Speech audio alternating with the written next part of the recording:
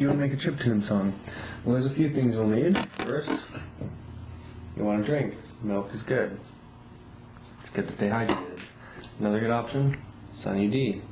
Lots of vitamin C. Keep your immune system strong. Now let's get started. Next, you'll need to acquire some appropriate synths. Now, there's probably an infinite number of possibilities for synths you could use, but I'll put some of the ones that I use in the description. Unfortunately, one of the better ones is Windows only, but I'm sure if you search for chiptune synths or 8-bit synths, you can find something that sounds just as good, or better. How do I choose which notes to play? One thing you can definitely try is just playing around. Hit any notes you want. If something sounds wrong, move it around in the little note editor, or just start over from scratch. I do that for a lot of things, but there's also another thing you can try. I don't know much about music theory, but I do know that if you stick to playing notes in a key, it doesn't sound bad too often. More often than not, however, I'll simply think of the note or melody that I want to play, and then try to capture it on the keyboard in front of me. Another thing you can try is writing down some lyrics. Starting with the lyrics is always good, and I feel like I do this more often than not, and then usually I end up deleting the lyrics.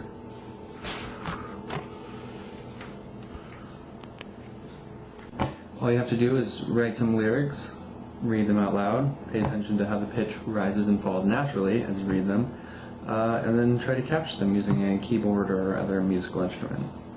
For the song that we're making for this video, which is actually a song for a friend, I chose the key of A major because it sounded kind of happy when I played it on my little keyboard, and I started with these lyrics,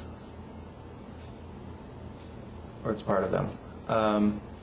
Just to show you how that kind of works, I'll play for you the song. I've already made it with just the melody and the vocals to show you how I got from vocals to the melody, and then I ended up taking the lyrics out in the final one because it sounds better without it, of course. But you can listen to that now.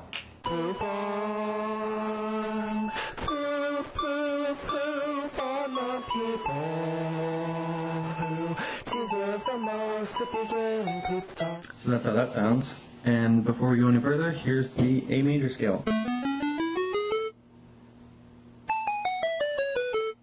To add more layers, I'll typically just loop the section I'm working on over and over and kind of fiddle around on my keyboard until I find something that works. So at this point, I have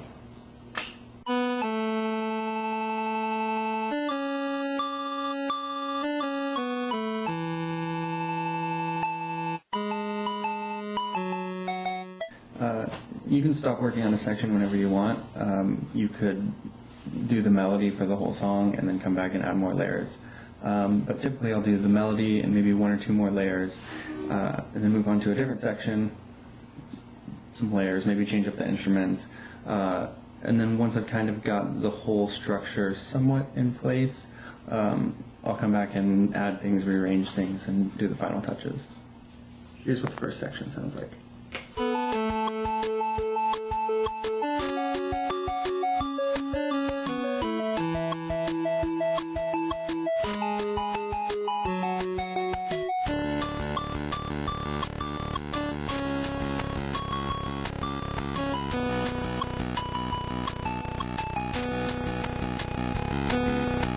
So like I said before, I'll typically work on one section and then move to kind of a completely separate section and work on that.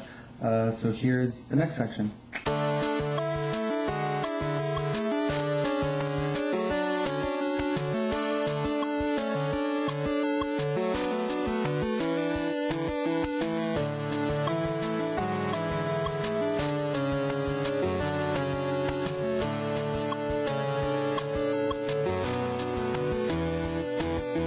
So typically I'll try to keep separate layers in their own kind of frequency range. So if you have something in a low octave, then the next instrument you add have it be higher up, or vice versa. If your melody is really high, then have kind of more layers that are in the middle and low. You don't want everything to be super crazy high pitched. Or maybe you do. Sometimes it's cool to mess around with conventions and do whatever you want. The next thing I added is a little bridge section. So I kind of had two sections, I think, give or take, but I wanted it to flow a little smoother, so I added kind of another section, but it's not as fleshed out, so it feels less full. So hopefully the listener feels kind of like they're getting somewhere and not like they are somewhere, which is what a physical bridge is.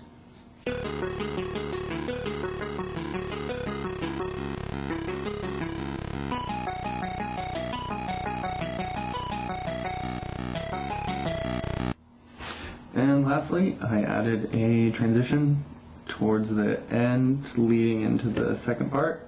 It sounds like this.